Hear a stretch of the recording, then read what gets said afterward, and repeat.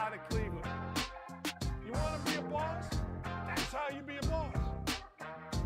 I did. I made a mistake. Hey, good morning. On a bit of a somber morning as we all think of Damar Hamlin of the Buffalo Bills. I'm going to get into this and give you my thoughts. First and foremost, let me say that my thoughts are not anything other than with Damar Hamlin, and that as a former coach, and I'm going to relay how coaches of Damar Hamlin feel or how people around him feel. It is not going to be about anything other than that because, frankly, as a former coach, the only thing I would care about, and I do care about, is the health of the young man, and I got to say, an unbelievable job by the medical staffs, all of them. Let's recap. Last night when we were watching, or I was driving actually, listening to Monday Night Football, or I was listening to Kevin Harlan and Kurt Warner, and next thing you know, this seems serious, but you know how it goes as you're driving, and maybe a lot of you did this. A guy gets hurt, next thing you know, you're changing the channel, you come back, people are on the field, but we've seen people on the field. I want to go to something. I want to go to this. I've talked about this different times. I've talked about how seemingly innocuous injuries or seemingly innocuous hits, Dale Earnhardt's crash. We all thought, it's a crash. Next thing you know, Dale Earnhardt passes away. Bo Jackson, I talk about his bad step. Next thing you know, his career is over. When I saw the replay of Damar Hamlin, I saw the same thing. Fairly innocuous hit, something you see all the time. And then he goes down, and then you learn he's in cardiac arrest, and then you learn there's CPR. And I think sometimes people think CPR, and they don't understand that CPR is to bring your breath back, to bring you back to life. And when that was reported by Lisa Salters, and it was relayed through Lisa Salters to us, the listener, on the radio, through Kevin Harlan and Kurt Warner, it was like, oh my God. And then you realize he's taken to a hospital, and then you get the news that he is in critical condition, and you feel better because I'm not going to lie to you, when I heard about CPR and I thought, oh my God, this is going to go back to 1971 and a man named Chuck Hughes. I remember when Chuck Hughes passed away on the football field. I was a kid. I was 9 years old. We all played sandlot football, and I remember when Chuck Hughes did that. I remember the name. I immediately told Lee, I think his name was Hughes or Sanders or something like that. And then we get the news that he is gone. Look, here's the deal. I don't believe that, and you can believe whatever you'd like, but that to me looked like a cardiac arrest. That did not look like a football injury. He goes back, and he looks like he had a cardiac arrest. And turns out he did. And I got to go to this, man. I got to go to the EMTs, ambulance folks, medical staffs on both sides and say, my gosh, what a job they did. What a job they did coming out. And at this point, I don't know the update. Armando Segura is going to give us an update. But at this point, saving a man's life on the field. Now, we always talk about the pressure of football or the pressure of basketball or the kicker Noah Ruggles, the kid from Ohio State, and the pressure he was under. You want to talk about real pressure. You want to talk about heroes. We say hero so much, right? We say hero all the time. We say hero in sport. Well, I got to tell you, the heroes last night in front of the entire nation ran out there and to this point revived, at least according to reports, revived Damar Hamlin to the point where last night, I'm going to read this to you from his marketing director. Update on Damar, vitals back to normal. They put him to sleep to put a breathing tube down his throat. They are currently running tests. We will provide updates as we have them. Source is me, his friend and marketing rep. That's Jordan Rooney. And I just want to say a word of thanks to those people. I think sometimes we say, well, we're going to call 911 or we're going to call an ambulance and we just expect everything to be okay. Get the doctor on the phone. I got to get to the hospital, whatever it is. You know what I'm saying? And I think sometimes we take that so much for granted. I think sometimes that we say, well, you know what? We're there, we're fine, but the work has to be done. And I got to tell you, people, some point you got to step back, put your hands together, pray for Damar Hamlin without question, and hope and pray that this man comes out of this. And you also got to give a prayer of thanks to the people that dedicate their lives to saving us from situations that are unfathomable. And the other people that I personally am praying for, and you've heard me talk about this on the show, I think about things from a parental perspective. I talked about it yesterday with Noah Ruggles. I talked about being his parent and being someone that's watching a kicker miss a field goal, and you know he's living with that the rest of their life. Multiply that by 1,000 when your young man is on the field. You know, it reminded me of the scene, Show Me the Money, Tom Cruise, right? It reminded me of the scene when Cuba Gooding Jr. was laying on the ground, and I thought the scene did a really good job of showing a wife and a family's angst. See, we see football players and we see boom, smash, you know, I even talked yesterday about running out of bounds and all that kind of stuff. Well, you know what? When you are the parent, when you are somebody that is there, when you are somebody whose son is on the field, and he doesn't get up, I immediately started thinking about, oh my God. Oh my God. Can you imagine being the mom? Can you imagine being the dad? Can you imagine being the aunt, the uncle, the cousin? And my prayers are with them as well. They ran down, they were in the ambulance. Jerry Maguire was the movie. I had a brain lock, but you saw it. And I never really thought of that. As a player, I never thought of that. But boy, oh boy, when you become a parent, God, do you think about that? So Damar Hamlin is in critical condition. Armando Salguero was there yesterday. He's been at the hospital. He's going to join us coming up in 15 minutes. The canceling the game issue. You know, in my world, games are important, right? In all of our world, we love the NFL. We see guys get carted off and we continue the game. But as this went on and on and on, and I'm sitting there, again, as a parent, putting myself in a coaching position, and they on the field knew that the man had gone into cardiac arrest. Now, let me explain that to you. They knew that their brother had passed away. He had lost breath and had to be revived. They knew that. Now, I'm driving from Nashville to Indianapolis. Kevin Harlan is up in a booth, and he's like, yeah, we don't have any communication. We don't want to say, and they handled it great. But once I heard the Lisa Salters report that got to Kevin and to Kurt Warner, I thought to myself, there's no way you play. And I'm not thinking as anything other than a coach. I'm not thinking as anything other than a person leading this team, particularly the Bills. I don't want to play. A man died here, got revived. At least that's the report. And I'm thinking to myself, hey, look, we all understand a guy gets carted off.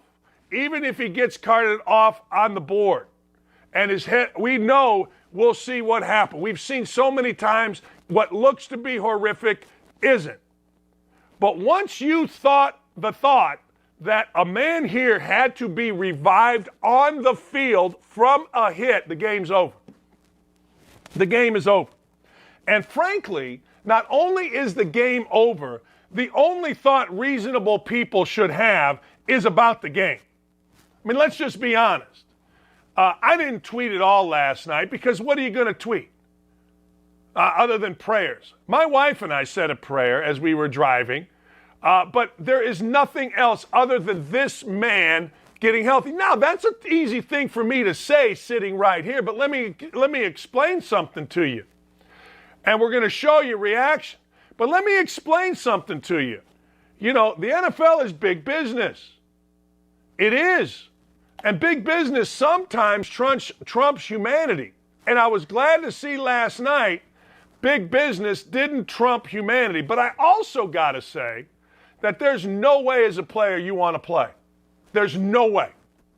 Again, there is a massive difference between cardiac arrest, being revived on the field, and an injury where you're carted off and you give the thumbs up or whatever it is you do. And I think you need to understand that. I've actually saw where people have said, well, the game could have. No, absolutely not. I have a million stories. When I was at Bowling Green, 2 athletes died. One died, she had asthma, she took antihistamine, and on the soccer field she passed away, and the other was just stretching. He was a football player, and he passed away. I had a player, foam at the mouth, fall out. I made a deal with God. I would never do this drill again. It was just a simple running drill.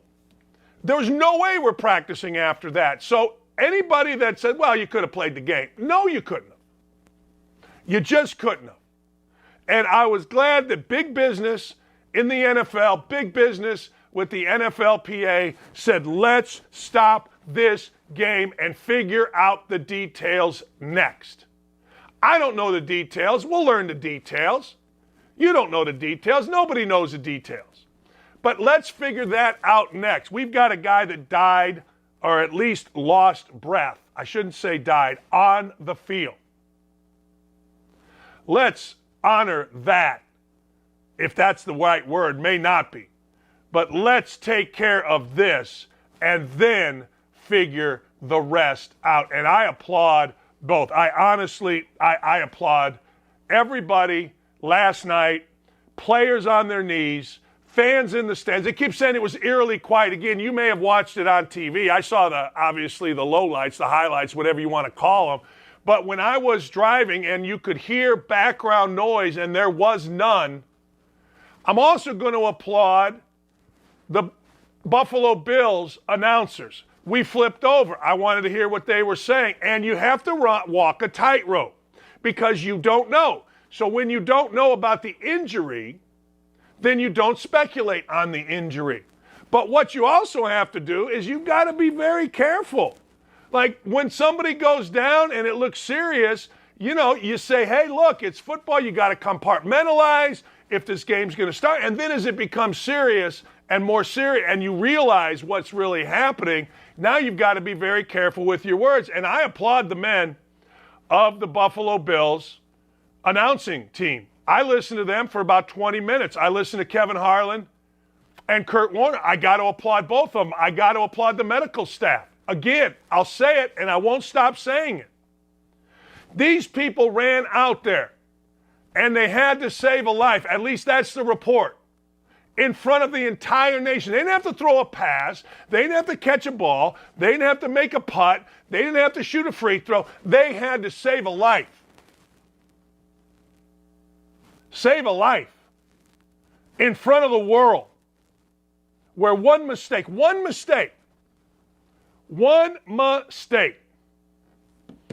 and a man dies. You know what they didn't do? They didn't make a mistake. That's pressure. That's being a warrior. That's tough as hell. That's being prepared. And one of the interesting things, and people complain all the time about different things relative to the NFL, but as I was listening, and Gene Steratore came on, and he did a great job as well. I want to make sure I mention him. But as I was listening, they were talking about, and I did not know this, basically every stadium is a mini trauma center. You name it, they got it. That's preparation by the NFL. We complain about Roger Goodell. We complain about NFL. We complain about everything, but you got to give it to them. Troy Vincent and the NFLPA came out and said there was no discussion about a warm-up period. Who knows whether that's true or not? I don't know, but I got to tell you, I believe it because once we hear CPR on the field, it's a totally different ballgame. We've got a ton of reaction for you. Go ahead and play it, Dylan. We got a ton of reaction for you. Armando Segura is there, and we are going to get with him. Let's go.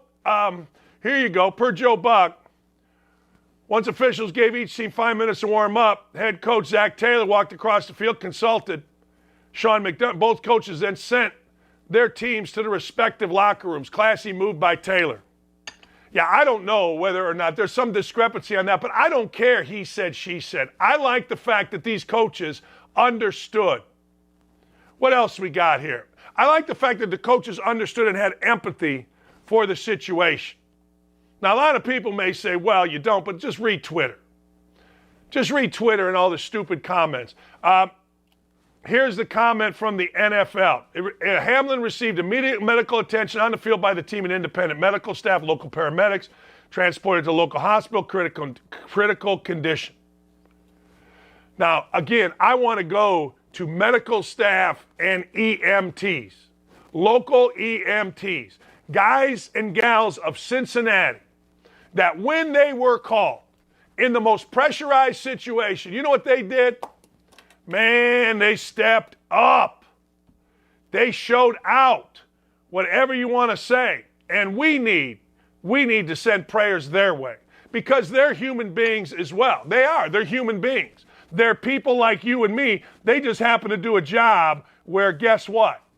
That job involves the biggest pressure, the saving of lives. Now, you ask me what's going to happen with the NFL. What's going to happen moving forward? Couple things that I would tell you. There's no way, and people have talked about this, well, you played a game Wednesday or no chance. I honestly don't know what you're going to do with it. It is a big game. It is a game that in the world of the NFL decides certain things. It does. So you sit there and you go, okay, well, what next? I have no idea. I have no idea, and I would argue that a lot of it, if not most of it, depends on the health and the recovery and what happens with Damar Hamlin. Hey, Dylan, let's show the video of people at the hospital. A vigil. Now, I got to tell you, this gets me a little bit weepy. This touches my soul. You know, Cincinnati Bengals people at the hospital with a vigil praying for a man. We also have an update. I think at last count, Dylan, it was $3.5 million that have been raised to Damar Hamlin's toy drive. There it is, $3.422 million. If you would like to donate, all you got to do is go to GoFundMe. Our friend Armando Segura was there last night. He wrote an article on it. He joins us now. Armando, first, thank you for the time. You got any update? Is there anything you can tell us? Well, I haven't been to the hospital this morning yet, Dan, but I was there last night. I spoke with some Bills fans, some Bengals fans. I saw Zach Taylor was there. He did not speak with reporters. There is not an update as of this moment. The hospital is not or has not updated the situation yet, and the NFL has not updated the situation yet. Damar Hamlin is still in critical condition at UC Medical Center. And obviously, this is a situation that the entire NFL is now monitoring. And the NFL will make a decision on what to do, about the game that we're talking about, the reason that was originally here in the next few days. Armando, there was a report that CPR was performed. Lisa Salters had it. CPR means you've lost breath and you have to be revived. Is that report in your mind accurate? Is that what happened last night? Oh, yeah. We all saw it. I was sitting in the press box. I had my binoculars and I timed it. It went for 8 minutes. He was administered CPR for 8 minutes and on the field. And obviously the reason for that is because, Dan, he couldn't breathe on his own and they couldn't get his heart to beat on its own, at least not regularly. And so that's one of the reasons that happened. Make no mistake, what we saw last night most people on television, the people in the stands, myself in the press box, was an exigent, life-threatening situation. This guy was not breathing on his own. And had the NFL not had the multiple, medical people there ready to come in and immediately help on multiple fronts, he would not have survived, possibly. I do. I've said this, and you were there. You saw it. Medical personnel, we talk about it all the time. What a gutsy move to make a catch or make a putt or get a hit or shoot a free throw.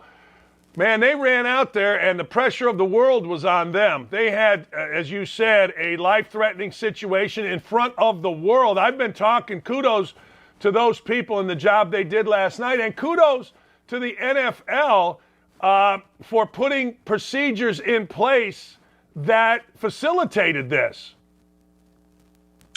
Yeah, the NFL has something called the emergency action plan.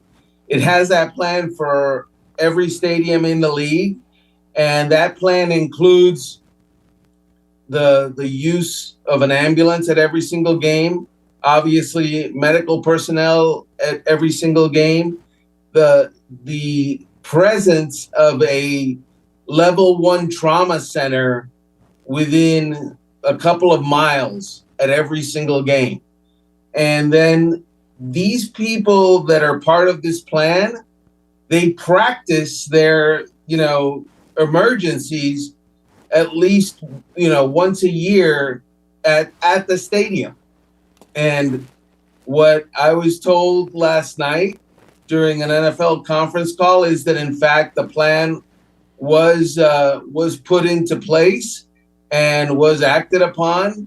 And I have no doubt that Damar Hamlin obviously benefited from this action plan and obviously benefited from the quick and expert, I might add, care that he got from multiple. And I can't stress how multiple this was.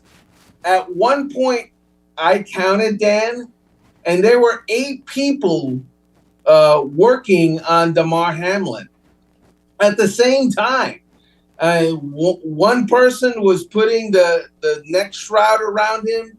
Another person was doing CPR. Another person was hooking him up to IV. There were people, they had the one guy that unscrewed his face mask, almost like as if the guy's been part of a pit stop crew that knows how to do this fast. It was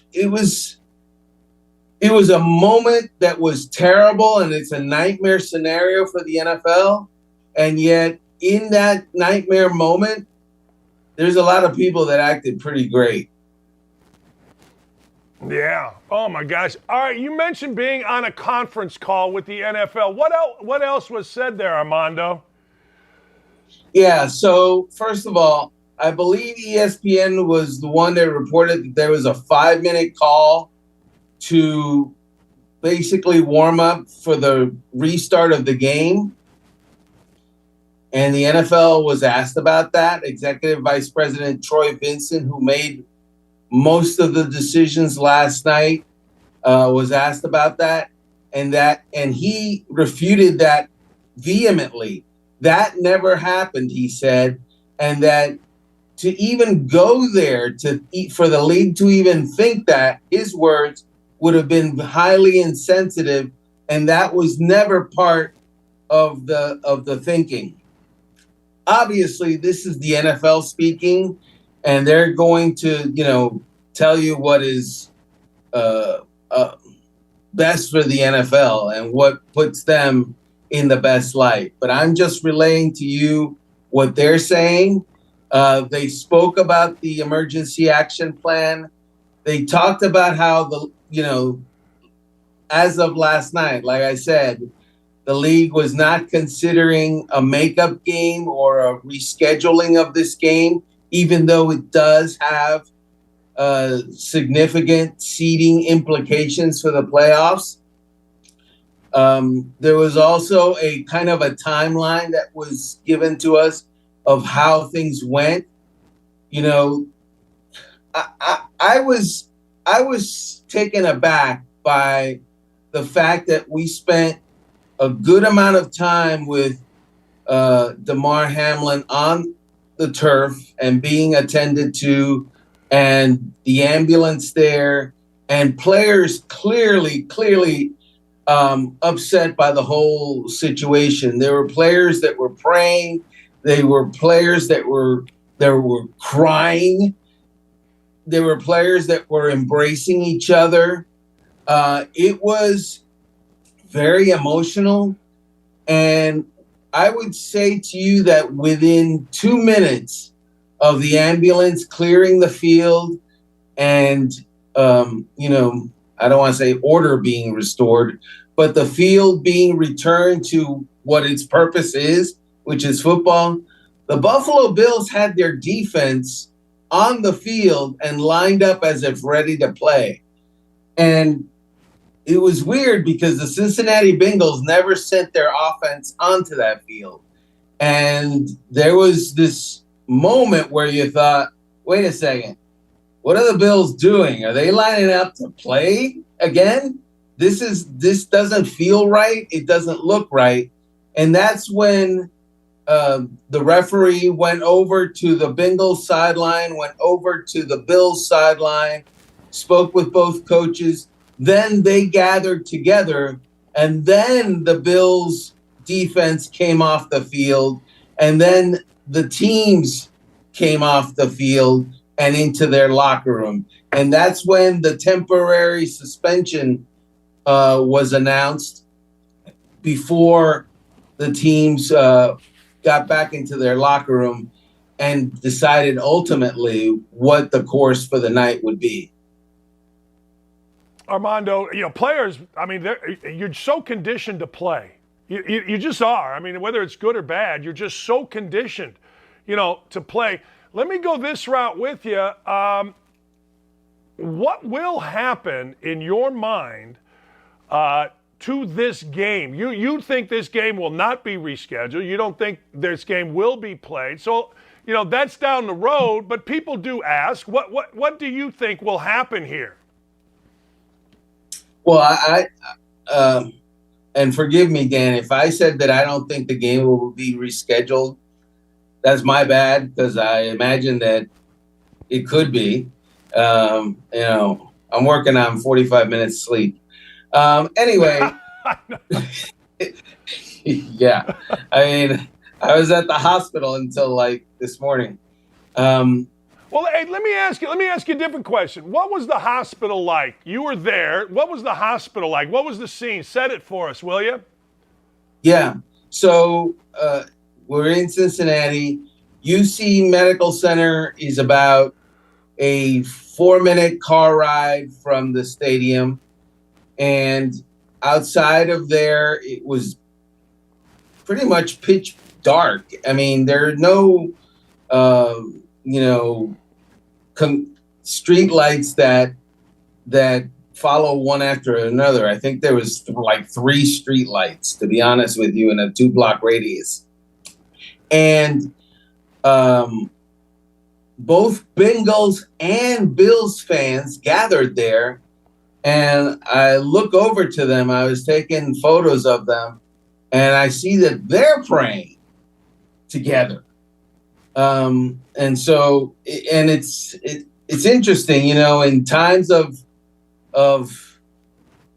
crisis, we all kind of turn to one direction, and that's to God. So I walked over there, and I listened to their prayers. They were obviously praying for Damar. They were praying for each other, because in talking with one woman who drove 11 hours from Virginia Beach, she's a Bills fan, lived in Buffalo all her life, moved to Virginia Beach, decided she wasn't going to leave Bills Mafia simply because she's not in Bills country, so to speak. So she drove 11 hours to the game. She said, you know what? we're hurting here. And the reason we're hurting is not because Damar Hamlin may never play safety for the Buffalo Bills again. It's because this guy is ultimately a brother, an uncle, a son, a father, and we don't know if he is ever going to get the opportunity to become that in the future. I'm going to have to leave here tomorrow morning not knowing what his fate is. And that hurts me because I want to know that he's okay. That's what she said. And she was crying. And, it's rough to relay, but that's how she was feeling. And I could feel her pain. I really could. It was stunning. And the connection that these folks have to their football team and their football players is palpable. It was obvious last night during the game when the entire crowd of 65,000 people stood there in stunned silence while Damar Hamlin was being attended to, and after the game was temporarily suspended, they just stood there. I mean, it's a football crowd, for goodness sakes. They are the definition of rowdy, but they were just standing there in silence. And then afterward, at that hospital where those people gathered together, where some of them in their Bengals jersey, some of them in their Bills jersey. I spoke to one guy who was wearing, a wrestling mask. You can see that interview on Outkick. Their connection to each other, their connection to the players. I've not witnessed that kind of stuff in maybe ever in my career. Yeah. No, I get it. I read, again, you were there, midnight or so, maybe a little bit after, the Bills finally made their way to their plane and were going back to Buffalo. Is that kind of it? Did players go to the hospital, excuse me? What time did the Bills finally, get gone? Yeah, Stephon Diggs made his way via Uber to the hospital, even as his team or lots of people on his team were still in their locker room. Multiple Bills players did. The Bills, as a traveling party, left the greater Cincinnati area airport, which, by the way, is in Kentucky. They left at 1:30 in the morning. It's an 84-minute flight between here and Buffalo. And they confirmed landing at like 2:40 or something like that in the morning in Buffalo. I'm told that the airport in Buffalo was not allowing fans to get close. The Bills fans are famous for greeting their team back home, not just after wins, by the way, but after losses too. Right. And I'm sure that there was a crushing crowd that went out to the airport to try to get near the team after this game as well. Well, good for Stephon Diggs. What's your day today? Well, after I get done here, I've got a quick meeting, and then I'm going to go over back to the hospital to see what happens. Hey, Armando, I really appreciate you, man. I appreciate you coming on. Your article this morning is a must-read. Go to Outkick and give it a read, or go to your website, or go to your Twitter handle, Armando Segarra. Have a good day, my friend, and thank you so much for the time. I appreciate you, Dan. Thank you.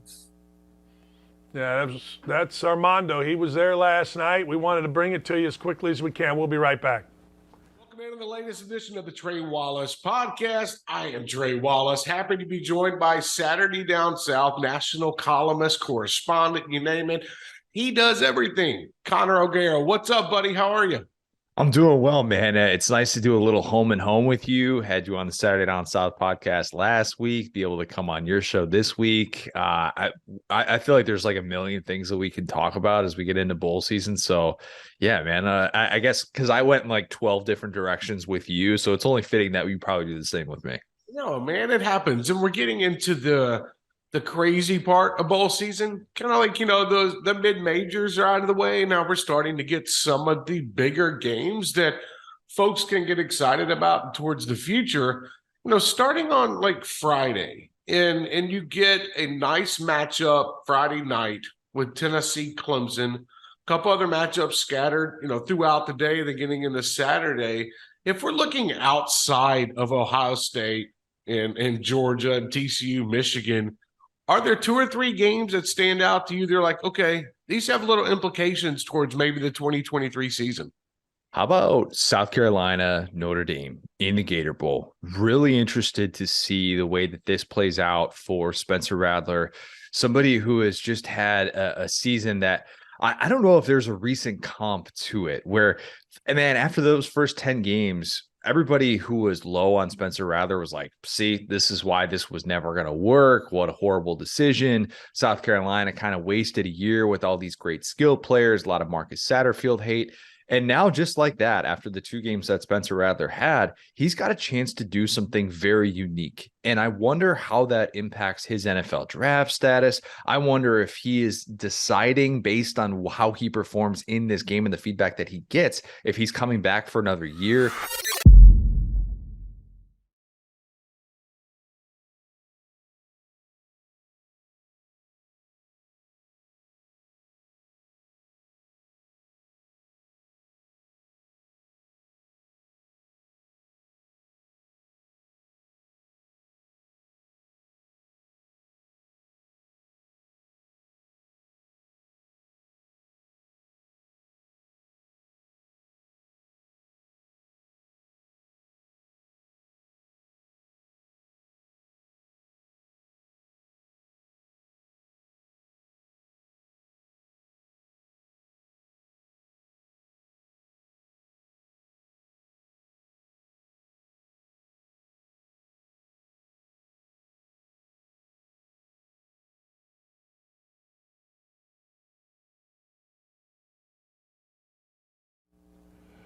The Outkick team is truly amazing. I mean, it is absolutely astounding. Dylan and Ryan and Aaron last night, man, they were all over it to make sure that we bring you the latest on what happened. Damar Hamlin, critical condition, game last night postponed, EMTs and other medical staff, as many as 8 working on Damar Hamlin at the same time. And I got to tell you, I'm going to recap this basically all day. I've got prayers going for Damar Hamlin, obviously, certainly his family. And let's not forget the EMTs. As our friend Armando said, you know what? A lot of people acted very brave last night in an incredible situation. An incredible situation. And I'm going to keep saying this. Think about this. We talk about pressure. We talk about throwing a pass, catching a pass, making a punt, hitting a fastball, kicking a field goal, making a free throw. Well, running out there as the responders. There's no first responders. They are the responders, and you've got to save a man's life on a field in front of the world. These people obviously trained for it. These people obviously were up for it. These people nailed it. Now, prayers continue for Damar Hamlin. I've just been noted. Guy sent me a text, a tweet that said, Dan, you got to update your page. Over 35, close to $3.6 million has been raised to Chasing M's Foundation Community Toy Drive. That is Damar Hamlin's toy drive. And I also got to say thank you to people. We come on here and we talk about the insanity of the world. We talk about the insanity of politics, with the insanity of the woke, the insanity of liberal, the insanity of this, the insanity of that, but at its core, I have always believed people are good and in times of crisis, and this was a crisis last night. This caught the attention of America and maybe the world. I'm not going to speak for the world, but I will speak that this caught the attention of all of us here in America. It still does. And what did Americans do? They stood up. 3.5, sure it's 3.6 million right now, to a man, Damar Hamlin's toy drive. People said, what can I do? I'm watching this horrific scene. I'm seeing these freaking people that are heroes march out there, 8 of them at one time working on Hamlin. They get him to the hospital. They get him to sleep. They get a tube down. They get him in critical condition. Who knows? I don't know what is going to happen next. All we can do is pray and hope we get the good information that Hamlin is going to be okay, but we don't know that right now. But people want to know, what can we do? And you know what they did? Excuse me. They've stepped up. That's what we're all about here. That's what our nation should be about. Not this whining and bickering. I'm not going to get into Skip Bayless. I'm not going to get into tweets from last night. I don't care. I don't care what anybody tweeted other than prayers to this man, to this family. How about T. Higgins? You know, T. Higgins is the guy that was tackled by Damar Hamlin. Prayers to him as well. That has to be horrific for him because, let's be honest, I mean, it takes an incredibly callous person to just walk away from that and say, well, it's not my fault. Human nature sometimes puts irrational guilt in our minds. I mean, if you're a Catholic, you understand this. Catholic guilt is crazy. But the idea, ladies and gentlemen, of T. Higgins, I pray for him.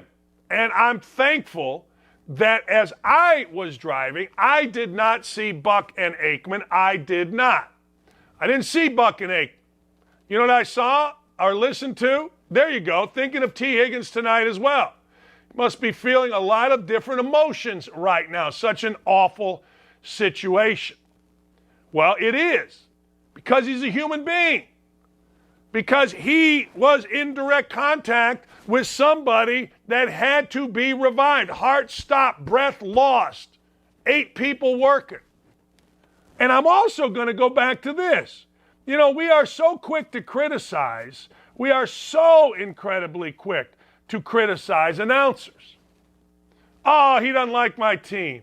Oh, he said this. Oh, he said that. But last night, driving from Nashville, Aaron Spielberg, I wasn't listening to the game. Aaron Spielberg, my producer, is like, hey, Dan, you know, you've got to pay attention, blah, blah, blah, blah. So I turned it on, and it was Kevin Harlan and Kurt Warner. They didn't know. I turned it on in the infant stages. They didn't know whether the game was going to be played. They didn't have the information yet that there was CPR. But those 2 men handled it with class, which is an overused word, and grace.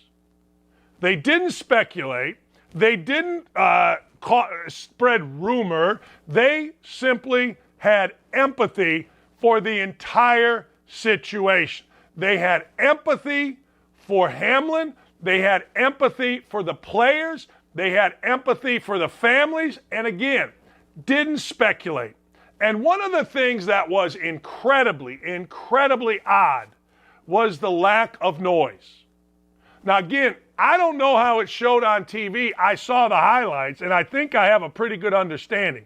But as you listen to Westwood One Radio, I got to tell you, the crowd noise is pretty good. It's an exciting broadcast because they do a good job of filtering in the crowd noise with the broadcasters. The silence was deafening yesterday. The silence was absolutely deafening, I'm sure, on your television. And again, kudos to the Cincinnati Bengals fans. You didn't have idiots running around on the field. You didn't have idiots disrespecting the scene on the field. You didn't have it. And as Armando said, hey, look, man, NFL crowds are by definition rowdy. By definition, jacked up. By definition, physical, insane. It's what it is. And they didn't do it. They didn't do it. So kudos to them. Kudos to everybody involved. I'm looking forward to talking to Bruce Pearl because Bruce Pearl has been a coach for a number of years, and we're going to get in. Bruce is going to join me, and you don't want to miss it. Coming up at 10 o'clock, you won't want to miss Bruce. He will have opinions, and he will have insight that you maybe can't get anywhere because I swear to God, as I've gotten older, I don't think about this as a player. I think about this as a dad, a father, an uncle, a cousin. I think about this and I think to myself, my God, Jerry Maguire, Cuba Gooding Jr. laying on the field, the wife losing her mind, the brother acting like an idiot, the family, and I'm thinking to myself, if I were in this situation, I used to ask my wife, are you okay when her son Jared made a tackle or went down? I can only imagine the family members who came down and a mother rode in the ambulance with her son. Think about that for just a second. You go to a football game, you're wearing your son's jersey. It's a heck of a deal, man. Your son's in the NFL. Monday Night Football. Whoa! Makes a tackle. And then that. Just think about that for 1 second. Just 1 second. How horrific, how god-awful, how horrendous that would be. Prayers to them. You know, there was other sports last night, and we're going to get into it rather quickly. A couple of things. Kudos to Sean Clifford, the quarterback at Penn State. Kudos to him. He gets to finish a stellar career by going to the Rose Bowl and beating a very good Utah team. Longest pass in Rose Bowl history. Think about that. Utah on a roll, right? Won the Pac-12. Knocked USC out of the Rose Bowl. Knocked USC actually out of the college football playoff. I always like to see guys that stick it out, that worked like crazy, that battled, that fought. I like to see them have a nice end to their career. And Sean Clifford has not always been the most loved guy at Penn State. He's not been, name a guy, whoever you want to name. It seems like the Penn State quarterback is always much maligned. But Sean Clifford, good for him. Good for him. And the Big Ten, I guess you could say it saved a little face last night. Join us coming up at 10. You're not going to believe. You will love Bruce Pearl. We're going to have a conversation on what happened with Damar Hamlin from a coaching perspective. I've had incidents. Heck, how about this? Can you imagine this? I want you to, I know I'm bouncing around here, but when I was in 8th grade, a 7th grade kid died on the court the game before us. Now, we played the game because we did not know that he had died, but the game was played. Go to Indiana University, 16 years. I don't remember. Bowling Green, 2 kids died. I had a kid fall out. Bruce will have, I'm sure, some interesting takes on how you handle a team, what's transpiring in everybody's mind. He's been coaching a long, long time. Back to the sports yesterday. Tulane. I told you this before, and I'll tell you this again. Willie Fritz, man. Willie Fritz, you see it right there. How about just, against USC. USC, the Trojans. The University of Southern California, the Heisman trophies. The guys stick Tulane. Now, I don't know if you know where Tulane is, but Tulane is outside of New Orleans, kind of in a rich area. I don't know, but it ain't USC, ladies and gentlemen. And what did USC do? USC scores 16 straight. 4 minutes to beat USC. Tulane, unbelievable. Let's show Willie Fritz. Told these guys this was revenge for the 1932 Rose Bowl versus USC. They didn't know what the heck I was talking about. You think? You think? Yeah, I guess they didn't. I would guess maybe they didn't. I don't know. You know what else happened last night? Purdue, the number one basketball team in the country, in college basketball. There was only 2 undefeateds going into last night, Purdue and New Mexico. Purdue a year ago, about a year and a month ago, almost the exact same time of year, was number one in the country. First game being number one, where do they go? They go to Rutgers. What happens? Ron Harper Jr. launches from just inside half court. Well, I got to get my shoulders in front of my feet. Whap. Fast forward 13 months. Purdue's been the number one team in the country for, 3 or 4 weeks now. As the number one team in the country, they got to play Rutgers. This time, it's at home. If you want to see a throwback guy, there's a guy named Paul McCahey. Paul McCahey for Rutgers looks like he played back with Will Ferrell. Actually, he looks like Will Ferrell from Will Ferrell's basketball movies. He's got the headband, he's got the socks, he's got everything. Well, he's also a stone cold killer. He is a basketball version of an assassin. He don't mess around. He's been playing there 672 years. So all Paul Mulcahy does yesterday on the road is after Rutgers blows a 10-point lead, they get up on Purdue at half by 10. They're rocking and rolling. Things are going. Next thing you know, it's tied up at 52. About 5 minutes to go in the game. What does Paul Mulcahy do? Paul Mulcahy scores 10 straight points. 10 straight. On the road. At the number one team in the country. He scores 10 straight. Now, Purdue's not going anywhere. Where are they going? Fletcher Lawyer hits a 3, about 40 seconds to go. Purdue's still up. Purdue doesn't mess around. Purdue's saying, hey, look, we're the number one team in the country. Purdue might have the best culture of any college basketball team in the country. They just might. I'm just saying. So you're at Purdue. You just hit a 3. The place is insane.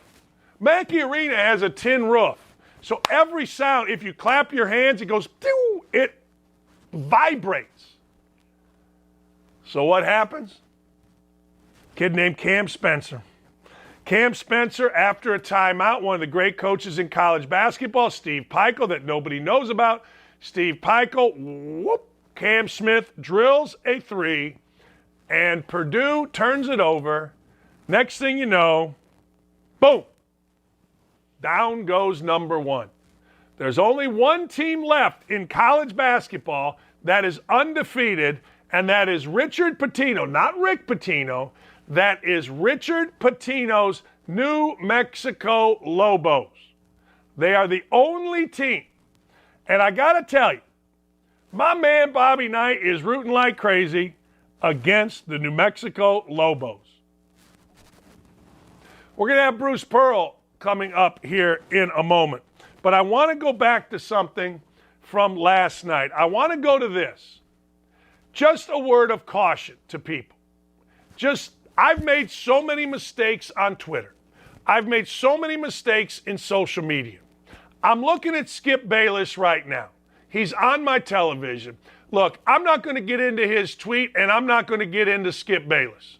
But I'm just looking at Skip Bayless right now. And the man looks miserable. Looks absolutely miserable. Eyes are red. He's been talking. There has been no Shannon Sharp. One tweet caused this for him last night.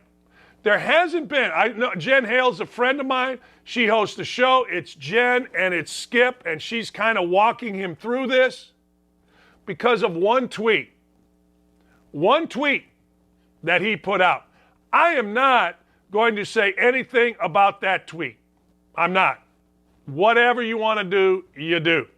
But I do have to say, as somebody who has sent out that one tweet, that you didn't feel was going to be put in this manner? It was different. That I said it, but it got skewed differently, which made it go viral, which made me look like an idiot. Do yourself a favor. Do yourself a favor. When somebody is hurt, seriously hurt, think only of the person, not the situation. The person. Who cares about the football game? And I'm not saying this as somebody trying to be politically correct. Hell, y'all know I'm about as unpolitically correct as anybody. But think about the person. Don't think about the situation. You're not going to reinvent the wheel with a tweet. You're not going to ask some poignant Shakespearean question that makes you get elevated to superstar status by sending out a tweet. You're not. Think of the person. I got ripped this morning. A couple people said, well, I noticed you didn't tweet last night. You're right. I didn't. Number one, I was driving. Number two, I was tired. I did tweet out from the manager of Damar Hamlin. I did tweet out his tweet saying that Damar Hamlin had been put to sleep, tubed down his throat, and they're getting his vitals back to normal. But do yourself a favor. Just do yourself a favor. Learn from me. The worst. I'll fight with anybody on Twitter, used to. I'll go back and forth, whatever. But when I've always said, when it comes to hurt, when it comes to people, think of the person, not the situation. Who gives a rat's last night? Now, maybe down the road, people are going to start saying, okay, when are you replaying this game? What are the playoff implications? That's down the road. But for last night and today, do yourself a favor. Think of the person. The situation will get straightened out. I mean, let's be honest. Goodell's making millions, $40, $50 million. There's a lot of people. They'll figure that out, but it's the person. It's T. Higgins. It's Damar Hamlin. It's the mom, the family of Damar Hamlin, the teammates of Damar Hamlin. I'm thinking about the people that went out there and saved the lives of Damar Hamlin, the fans in the stands. I forgot this. I was actually at an Illinois football game where a referee passed away. He fainted. They took him, found out he passed away. Think of the person. The situation, who cares? Doesn't matter. It's the person. We got to get back to thinking about people, not theories, not people, period. Empathy. And thank goodness that deep down people are good. We'll try during this show to update you on Damar Hamlin's toy drive. We've put it out on my Twitter, on Outkick's Twitter. We would love for you to donate. It's a toy drive. I mean, it has exploded. He was trying to get $2,500 on a GoFundMe. Shoot, the guy's over $3.5 million. That's the goodness of people. Think people, not situations. Situation will take care of itself. You pray for the people, including family, including heroes. Be right back. Yeah, I think because things, transitioned from that regime side to that fundamentalist side. So we also had to change some of our tactics and our procedures and everything else and how we did things to cope with these guys, because they were coming up with some ingenious ways of doing things along the line as well, with some of the IEDs, some of the, the booby trapping the houses, things like that, using the cell phones to call, to detonate everything. So it became, I think, as much as you say, more violent in that way, because with the regime guys too, we knew that there was the end state was trying to get Saddam. So that we needed intel as well. We needed to gather that intelligence. There was only so much that was there from previous, just historical data. Then we had to actually make it real intel and workable intel. But with the fundamentalists, if you gave them a chance to vote, and we'd say vote based off, okay, does this guy want to is he going to go along with the capture, or is he wanting to fight? And then let's see who wins. They would rather fight than do anything. There was, so many times guys would detonate suicide vests because it's like, well, they're not going to take me, clack themselves off, thinking they're killing, other folks around them. But, they just, I don't know, they just were different folks. And it was like we had to get more violent in a way, because again, we were going after intel and doing things, and our procedures and everything on the battlefield just had to kind of adjust just like they were doing. That's crazy. I truly cannot imagine. And I was in college. I started college in 2010. So I was in high school when things were getting kind of real bad in the 06, 07 era. And I remember people would always talk about do we really need to be fighting these guys? Are they really that bad? And I'm like, this Zarqawi guy is literally chopping people's heads off, right? And don't think it stops there. Like if this guy could, he'd chop all of our heads off too. Fortunately, they dropped a couple bombs on him, I believe, if I recall correctly. So now I want to get into some comparing and contrasting.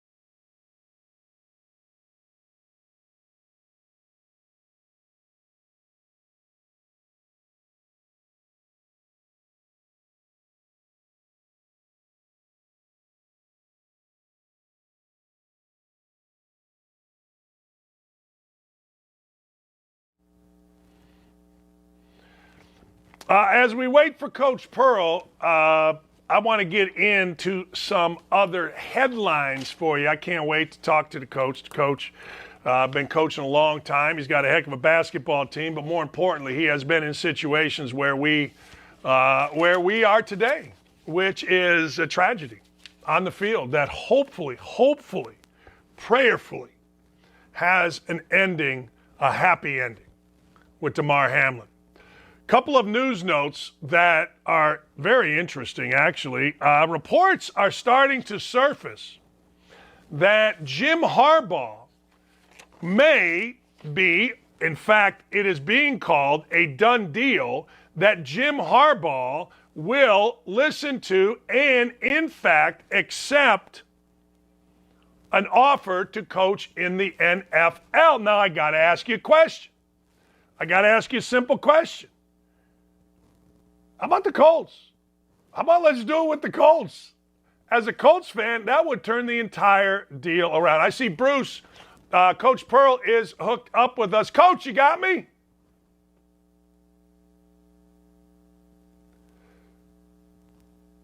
All right, I should have kept going. Usually, see, this is where I'm unprofessional. Usually, Dylan will say, Coach is ready, and I jumped the gun here because I'm excited to talk about the man, but I want Harbaugh to Indianapolis. I know there's a lot of Indy people watching this. Let me ask you Indy people a question. This was going to be the question of the day. If I were going to say to you in a poll, Indianapolis Colts fans, do you want Jim Harbaugh or anybody else? And it could be anybody you want. It could be Bruce Pearl. It could be Dan Dakich. It could be anybody.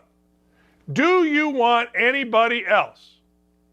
Or John Harbaugh? I bet you it's like 95. Coach, you got me? I got you, Dan. How you doing this morning? Hey, I am doing great. You're a perfect guy to have here because you are a father. You are a coach. You saw what happened with Damar Hamlin last night. I used to think as a player. Now I don't even come close to thinking about these things as a player. I think about these things as a parent or as a coach. Have you ever dealt during your long, storied career with anything like what we saw last night, Coach?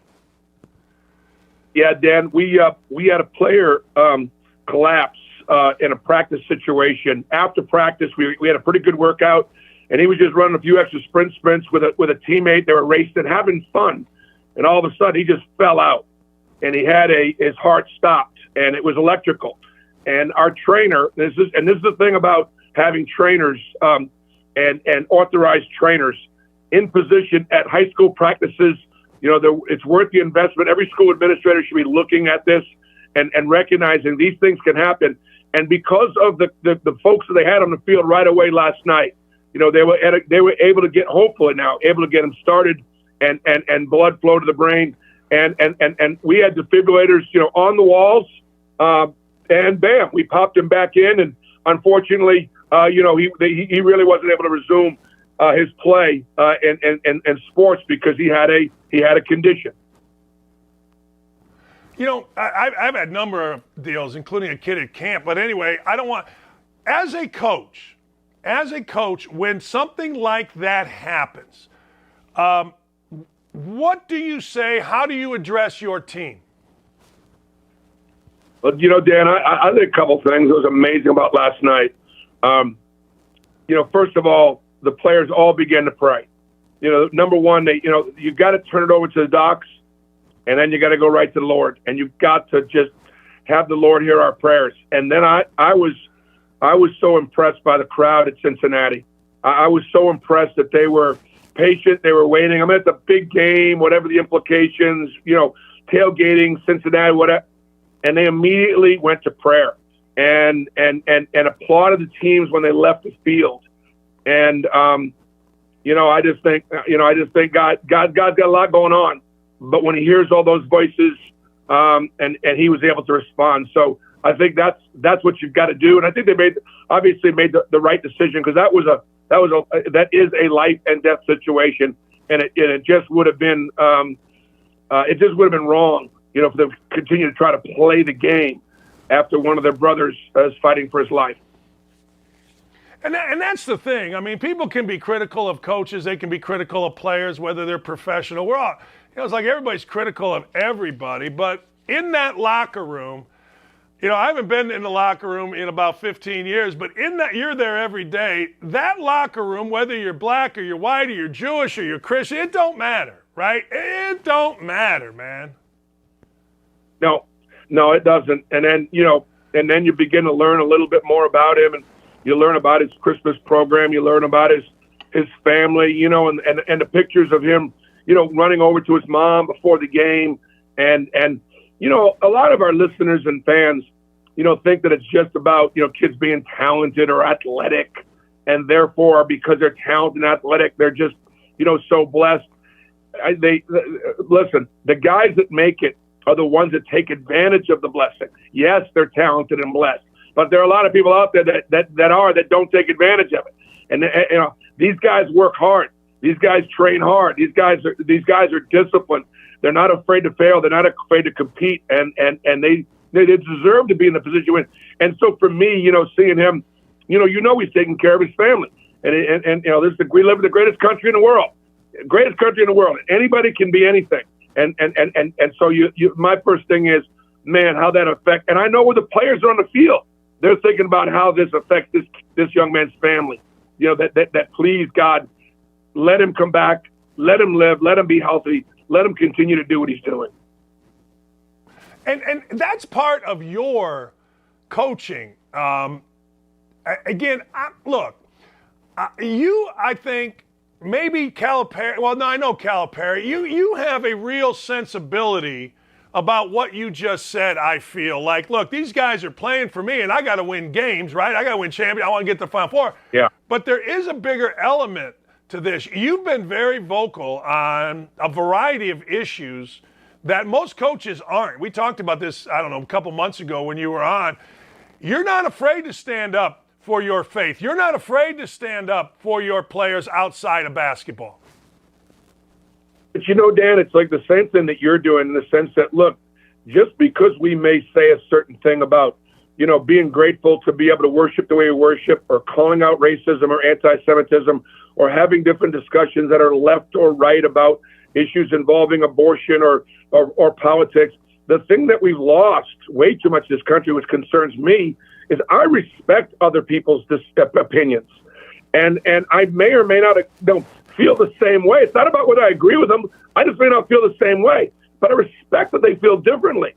And I think, unfortunately, we've lost the ability to debate and come up with, you know, and you immediately go to hating the other person because they feel a certain way about abortion, or about, when life starts and when it doesn't start. And so if people don't want to pray before their meals, that's okay. But don't be hating on me because I want to. And we worried about taking God out of school. And yet, you go to Washington, D.C., and you look at some of the monuments and you look at some of the pictures on the wall and in God we trust and all that stuff. It's everywhere. And yet, we're not allowed to have God in school because we might offend somebody about the way we pray and force it on them. Man, how are our children going to be able to learn? I'd hate to walk this life alone, man. I would. And so faith is an important part of what we do, and the culture, and then educating kids. That's what we do. My job is to get them ready for whatever's going to hit them. I don't want them to work at the subway. I want them to own 5 of them, and understand that that's a possibility. And I want them to accept the responsibility of being a great father and not being perfect, but understanding what your priorities are and the difference that you can make in your world. Bruce, do you get blowback? And if so, how much blowback do you get? Because, as you said, the issues you just touched on are very controversial, and you're not afraid. Yeah, Dan, the blowback you would get would be, like, for example, I have a team minister on our staff, full-time. We had an amazing Bible study yesterday. And when I talk about Bible study, I'm talking about both the Old Testament and the New Testament. But the vast majority of it is about Christ and Jesus, and because that's how my players pray. And so I'm not trying to get them to be Jewish. I'm trying to get them. I don't mind if they recognize and learn that the foundation of the Christian religion is Judaism. That Jesus was born Jewish. He lived his entire life Jewish. So for Christians or Catholics or people of the greatest faith in the world, the largest faith in the world, they shouldn't be anti-Semitic. They should recognize that their God, their son, was Jewish and was a rabbi. That, to me, that brings us together. And I get that, and I know you asked me a question about blowback. Yes, so sometimes, there'll be some, you don't want to play for Bruce Pearl, he's Jewish. And they want to pound on that anti-Semitic, thing, whatever. Look, I am who I am, right? You are who you are. Neither one of us, we don't apologize necessarily. If you don't want to play for a Jewish guy, go play somebody else, and let's get on the schedule. One of my brother and my sister-in-law and my nieces and nephews are Jewish, and they feel that there is a real rise in anti-Semitism. What do you say to that? What do you think about that? Yeah, there really is, Dan. And I think part of it is, again, because a lot of the misinformation and the way the things that are being taught, like, for example, and I appreciate you giving me the opportunity. I think that we don't have enough people that are reading the Bible and understanding the history of just the Middle East and simply of Israel. And so when you, for example, recognize that about 80% of the Bible was written and it came from places that were actually in East Jerusalem or in Judea or Samaria, but in places that the world calls the occupied West Bank. Like, for example, one really good example is Hebron. Hebron is in the Judea, Samaria, West Bank of the River Jordan area. Look, Abraham bought the cave of the patriarchs to bury his wife Sarah. It's right there in the Bible. He actually overpaid for it because he didn't want to have there ever be a time in history that people didn't think that he owned it as a Jewish man.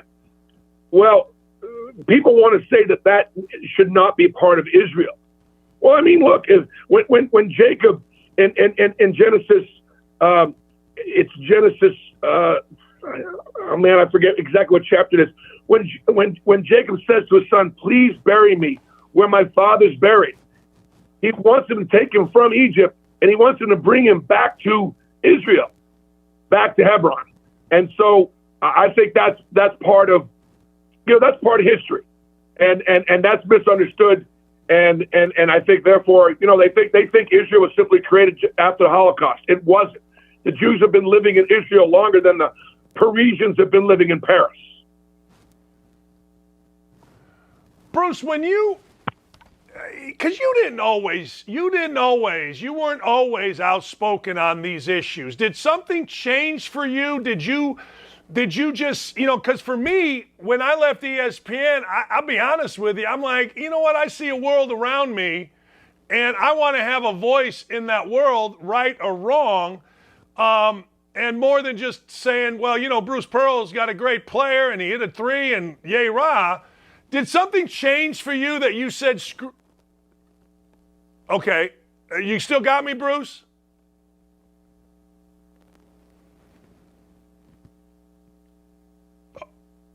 Okay.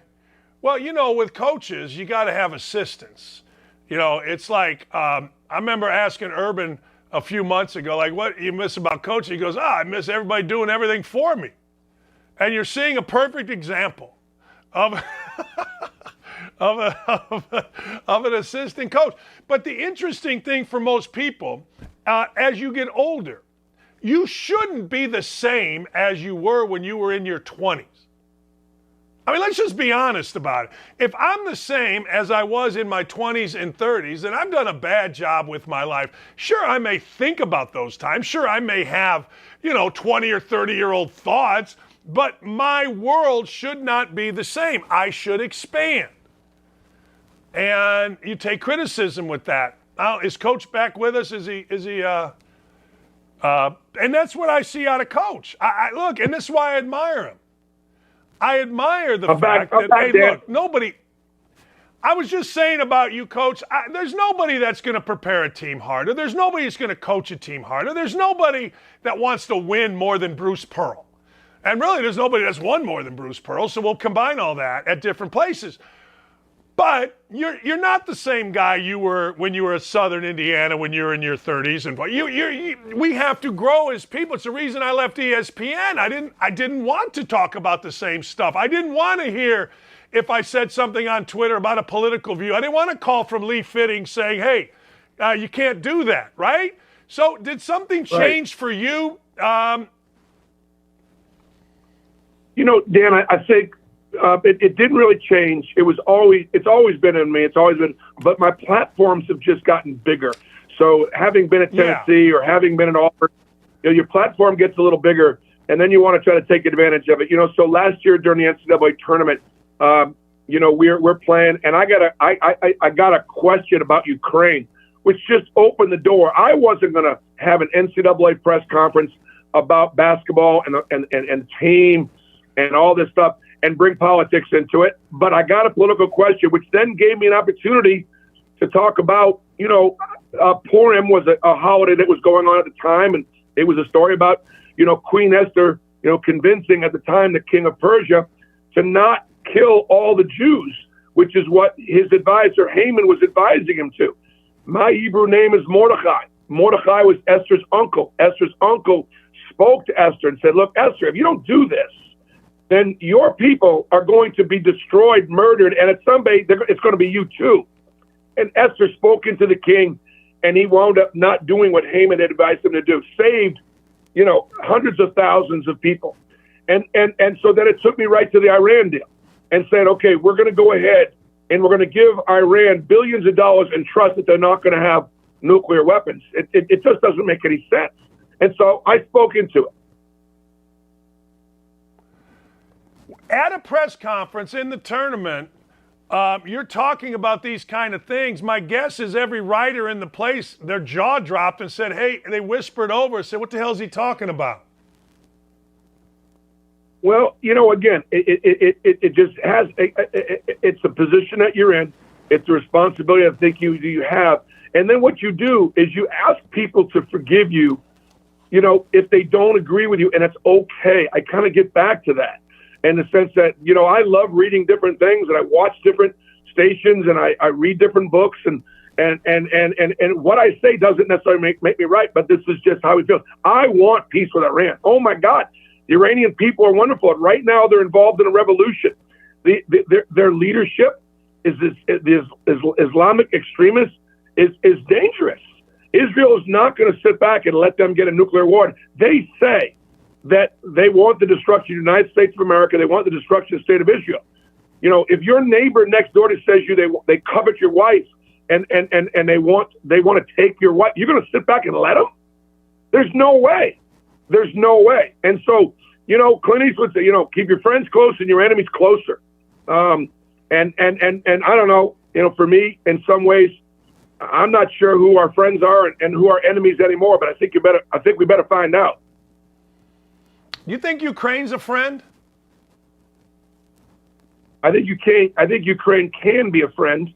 Obviously, what Russia's doing is awful, and it's inhumane, and obviously, clearly they started. But I think that war was avoidable in the sense that, Ukraine is a neighboring country to Russia. Look, at one time it was part of Russia, a big part of Russia, and there are obviously ethnic Russian people that are living in Ukraine. I kind of get it. Look, we're not letting Mexico join Russia, China, and Iran and some other power and become, sitting on our border. We're not going to let that happen. We didn't let Cuba have missiles.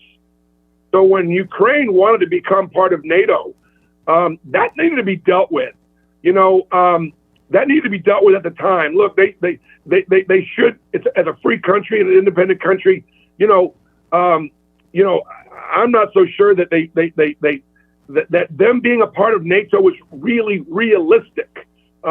Given Russia being on the border, and that should have been diplomatically pounded out and discussed and handled before. I'm not defending Russia at all. What they did was inhumane. It's a war crime, and Ukraine right now deserves to be defended, so they're not slaughtered and push Russia back to the other side of the border. But that thing then needs to be diplomatically figured out. You good with all the money we're giving Ukraine? I'm not good with all the money we're giving them, no, because obviously nobody wastes money like the federal government can, and so right. I'm concerned with it. I do think that we have responsibility, to stop the atrocity, right? Like if there are atrocities in the world, if there are, Dan, I don't know what's true and what's not true, but if there are atrocities going on in Africa or in China with slave labor or obviously the war in Ukraine, then I do think that, God's bless the United States of America. I do think we should be peacekeeper. Like I don't think we ever should have left Afghanistan. I don't think we should have ever left. We could have been at Bagram Air Force Base. We could have put 5,000 troops on the ground. It was defensible. And we're able to keep that part of the world stable. Look, we're still in Germany right now. We're still in South Korea. People say, well, we were in Afghanistan too long. What do you mean we were there too long? We got bases in Germany and Japan and Korea keeping the peace. And it was what a terrible, terrible decision. But here's the deal. What I just said, over 50% of the people in the country would totally disagree with me. That absolutely thought it was time to be out. Too much waste of American lives, and so politically, it was the right thing to do. Trump was going to move out, and Biden obviously did move out. I would think it was a huge mistake. Would you ever run for office?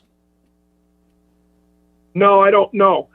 No, because I just don't think politically. I've been there, and I just think it is a very difficult place to get things done. So I know I wouldn't. I want to be an advocate. I live in the world of African American men and African American families. Being a basketball coach, I want to be an advocate for them. I live in Alabama, where there's a tremendous evangelical Christian community, and I work with them. And I'm Jewish, and those are the three areas that I think that I can work in to make things better and look and bring people together. Dan, that's my big thing. Is as a coach, this is what people don't. My job, we're trying to bring people together. We're trying to get a stop. We're trying to put our egos at the door and figure out a better build the best possible team and be a family. Family's going to have some issues, but we know we know who the opponent is.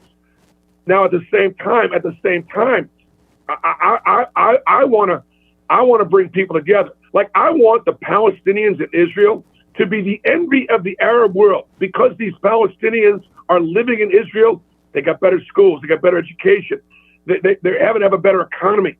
You know, Texans don't need to have their own state to be great. Be the great state of Texas in the United States of America and live, you know, with local state government. Live Texas different than you want to live California. So in Israel, live Palestinian communities somewhat differently than you're going to live with a Jewish community, but still it's all part of Israel. And I want to bring people together. And I want to focus on our Judeo-Christian roots. I want to focus with the Arab world going, wait a second, Abraham was the father of all nations. He loved Ishmael. I'm so sorry that he treated Ishmael the way he did, but he loved him. Abraham loved Ishmael.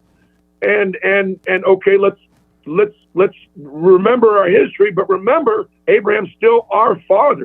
That makes us all brothers and sisters. You know, it's funny when you mention using the Old Testament, people come at everybody with the violence, the adultery. You know what I mean? I mean, they come at you, and there's always a side. But your point is, yeah, give me your side. Let's talk about your side. I'm just telling you mine. Yeah, I agree too. It's difficult, man. There's so much difficult stuff to be able to defend. You can't really defend it. But I think part of the point of the original, you know, of the Old Testament is the fact that we did fail. God created the heavens and the earth. He created all of us. But my goodness gracious, you know, we didn't get off to a great start. We continue to struggle. And yet, sorry, look at the sunset. Look at the sunrise. Look at the miracles of life. Look at the blessings that we have. The good way outweighs the bad. And it shows you the absolute sinful nature that we all have, and what keeps us from, you know, behaving poorly.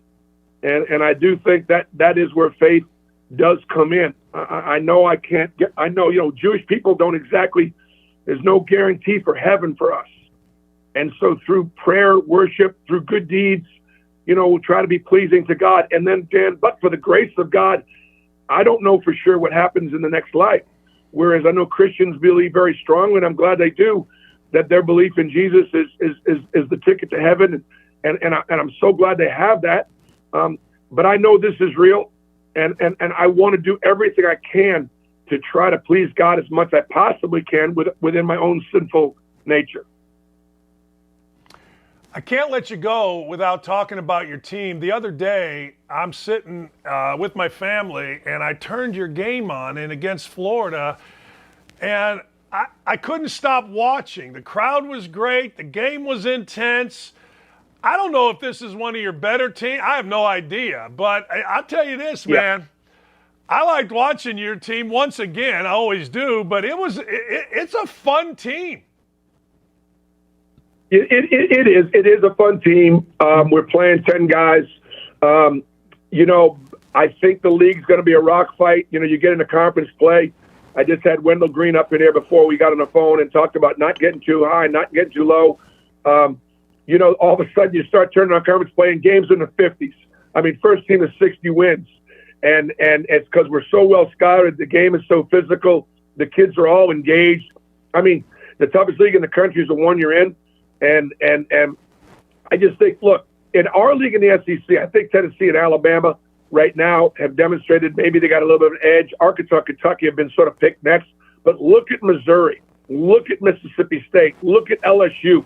Those three teams are all – and I'm telling you, Georgia, we play tomorrow, is really good. Mike White's done a really good job.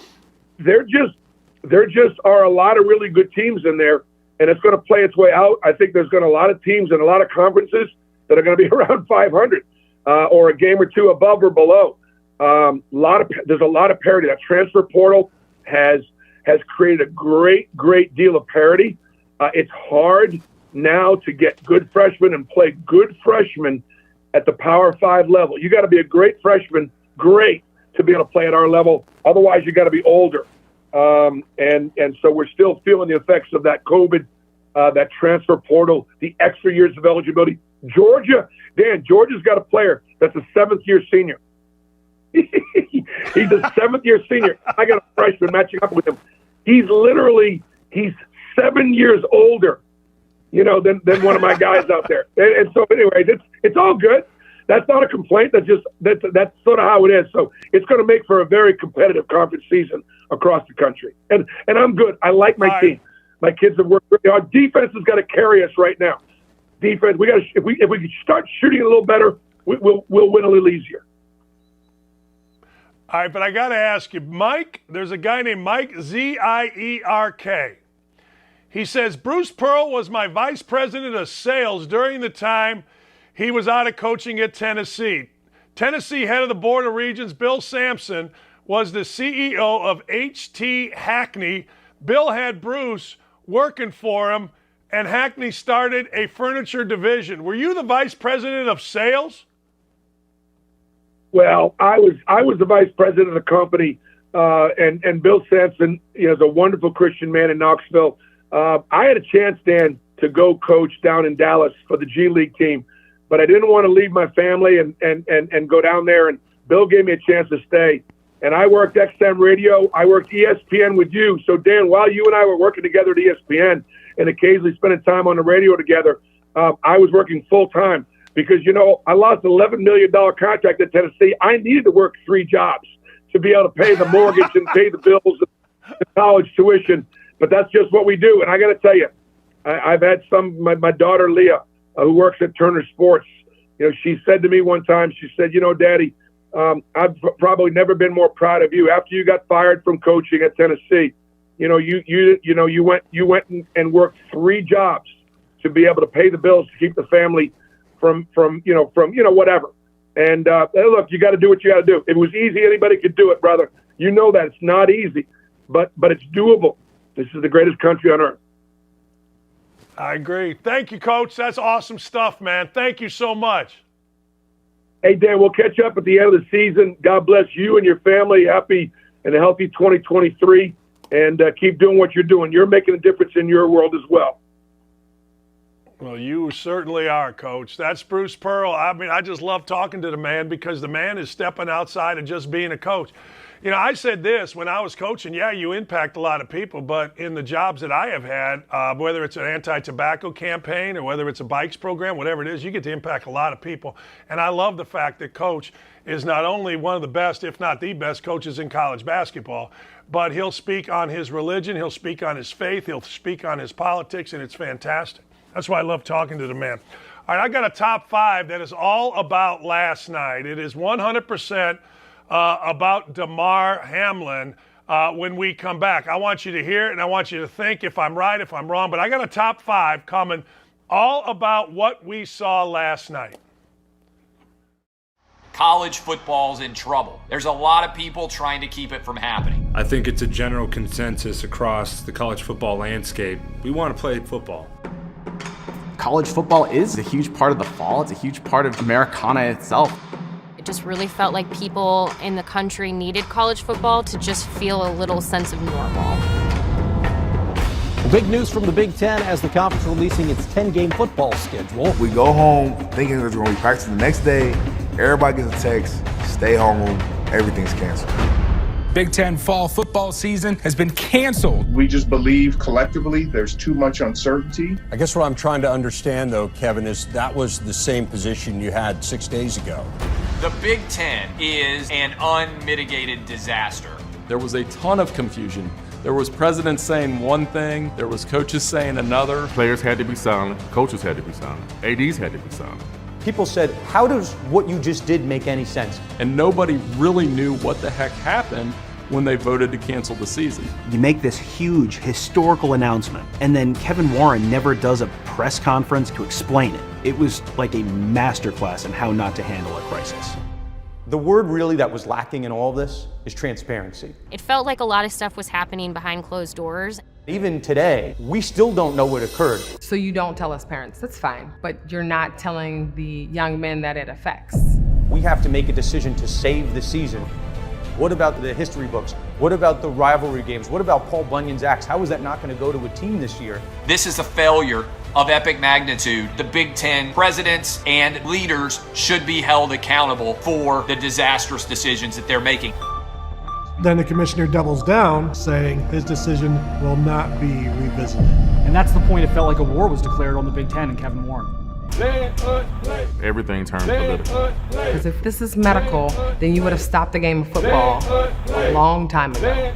I think the Big Ten leaders will tell you that they probably made a mistake in hindsight. If I had the chance to do it all over last year, I would make the same decisions that we made.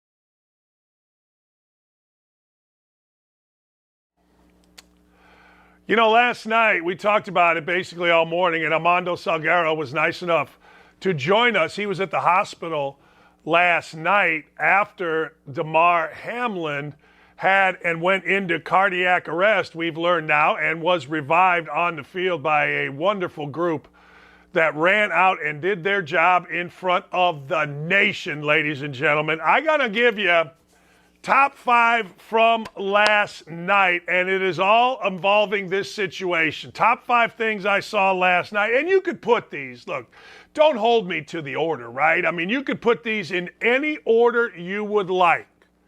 But I'm going to give you my top 5. Number 5, the NFL and the NFL PA deciding to cancel the game. Now, here's the deal with that, and I want you to understand something. I was looking on Twitter, and I saw a lot of people complaining.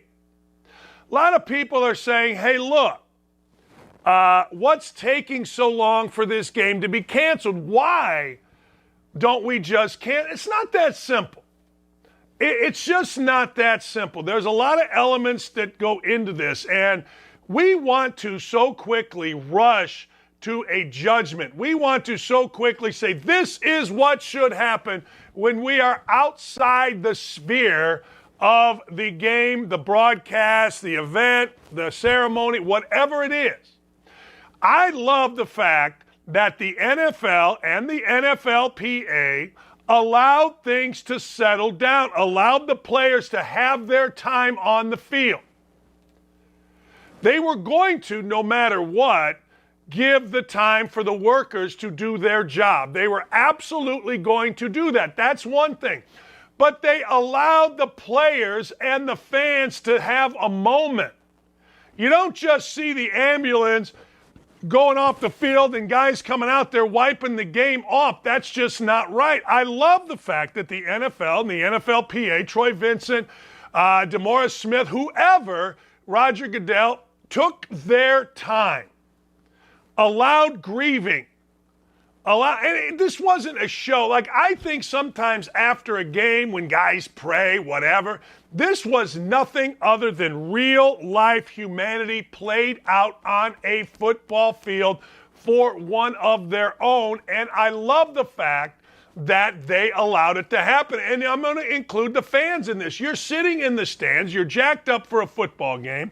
I have a friend of mine, Scott Johnson, who is the #1 producer at ESPN. My sons and I were in row 7 last night. He texted me behind the Bills bench. Such an awful scene. Fun night, awful scene. Actually, he said fun night until it wasn't. Sure hope Hamlin is okay. They're sitting there. The people are sitting there. So people complaining, why is this taking so long? No. You let it simmer. You let people grieve. You let people get back in the locker room. You let people have a discussion about it. That isn't inhumane. There was a report, I think, by ESPN. Now, I got to tell you, ESPN's the last place I've learned that I'd go for any kind of report. My wife and I both said that this morning.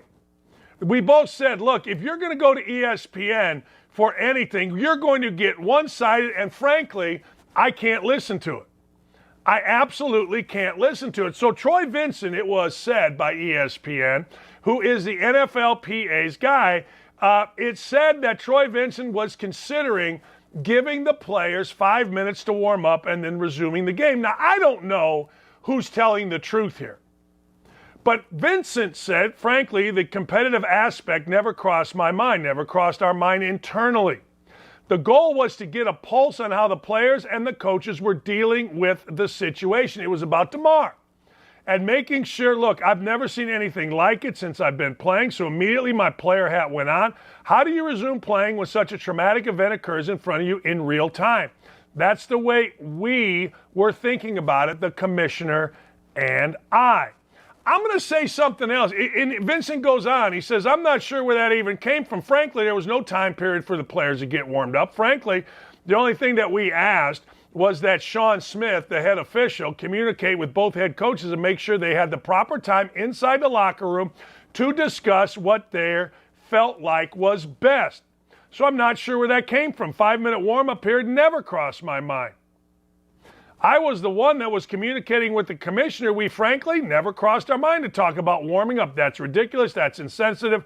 That's not the place where we should ever be. Look, I don't know whether that's true or not, but that's the proper response. People want to act like, well, let me just say this. Even if they did consider for a moment a 5-minute warm-up period, what's wrong with that?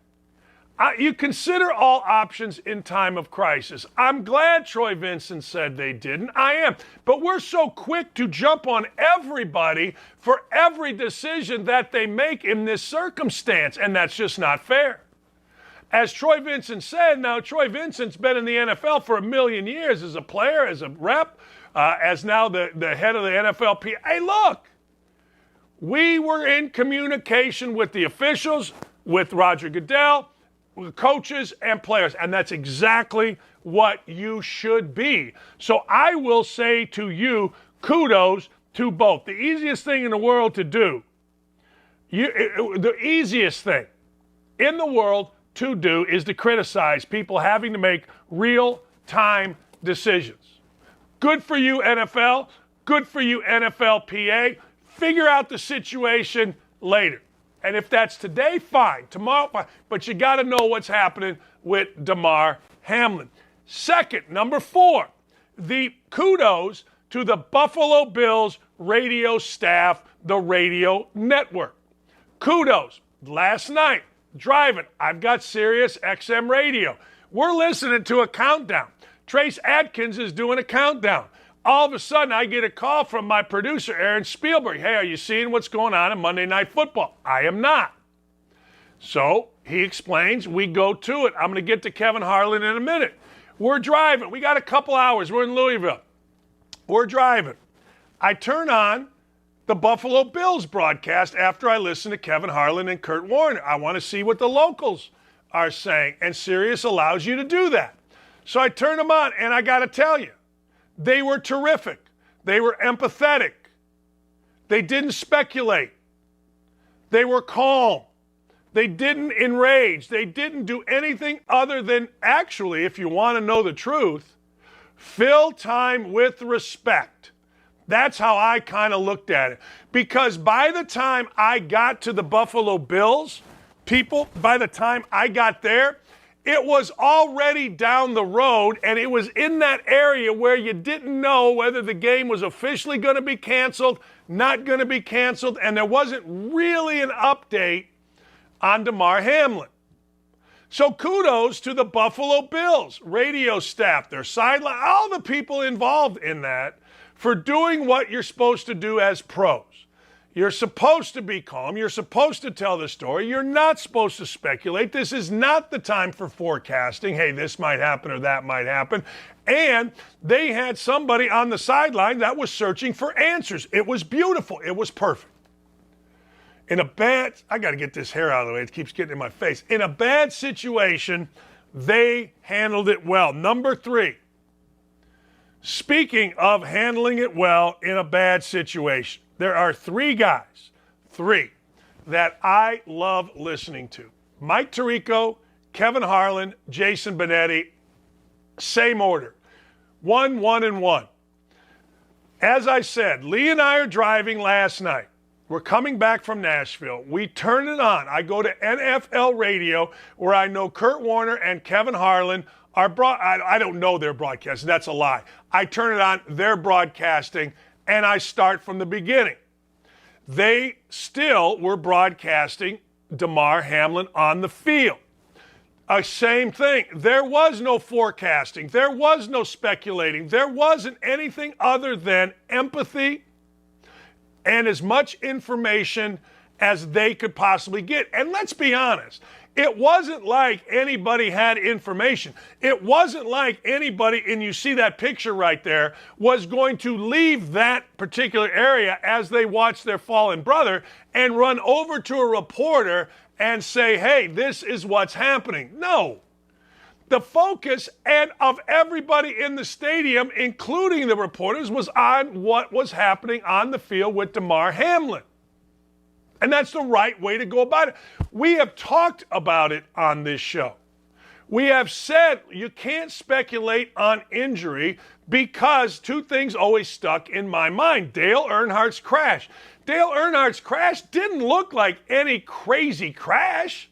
It was a crash. Didn't look great, but certainly we had seen worse and people survive. But he passed. Bo Jackson, his step, cost him his hip, cost him his career. It didn't look like anything insane. It didn't look like any whap, big hit, nothing. So you don't speculate. You learn as a broadcaster. That's not what we're going to do. And Harlan and Kurt Warner were fantastic. I'm not surprised. Kevin Harlan, as I said, you put him with Benetti and you put him with Mike Tirico, and those are the best play-by-play guys in the business. No surprise. Kurt Warner, really no surprise either. You know Kurt Warner to be an empathetic man. You know Kurt Warner to be a religious man. You know Kurt Warner to be a guy that, you know what, it doesn't surprise that he isn't, anything other than cool, calm, and collected. I will say this, and I appreciated this. It was the most I ever heard a broadcast team ever say, I don't know. And I appreciated that. Because we're sitting there driving, and I don't need to hear somebody BSing us. We don't need to hear that. Kurt Warner and Kevin Harlan said, hey, I don't know. And isn't that sometimes the best thing to say? I just don't know. This is uncharted territory. I don't know. So kudos to both of those broadcast teams. Kudos to Warner. Kudos to Harlan. Kudos to the men and women of both broadcast teams, including the Buffalo Bills. It, to me, was absolutely sensational what and how they handled it in a very difficult time. Kudos to the medical staffs. You heard, ladies and gentlemen, my top 5. You heard Armando Salguera say, Dan, they ran out there. I've heard as many as 11 people, 8 at one time, were working on Damar Hamlin. Think about it. You had CPR. You had to get his headgear off. You had to do a number of things. Kudos and thank you to all the medical staff involved last night, including the independent doctor, including local EMTs. I always have a problem. I do. I'm sorry. Maybe I'm wrong. I always have a problem when people criticize people that work for us, cops, EMTs, ambulance drivers, firemen, you name it. Who's your helpers that help people on the side of the road? We criticize everybody in this world. And it was just nice. Last night, I don't want to hear any of it. These people ran out there, as I've basically been saying all day, in front of the world. The world they ran out in front. The world was watching. They did what they were trained to do. They saved a man's life. I don't know what's going to happen from this point on. Nobody knows what's going to happen from this point on other than the people in Damar Hamlin's room, his doctors right there. But from our standpoint, last night when you administer CPR, as my wife said, Dan, when you administer CPR, your heart stopped and you're not breathing. They got this kid back to life and gave him a chance in the most harrowing, pressure-packed situation possible.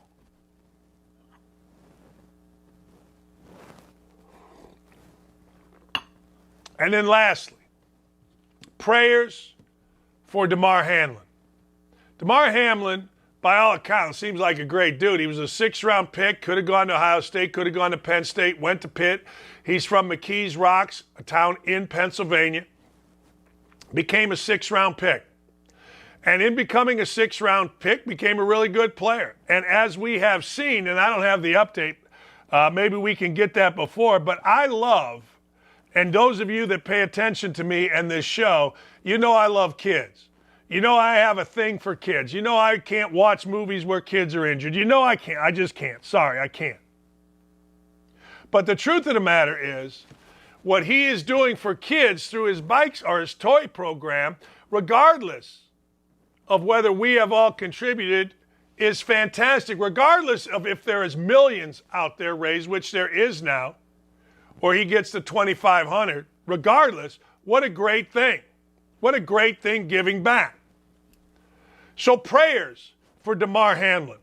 I don't care what happens with this game. Not yet.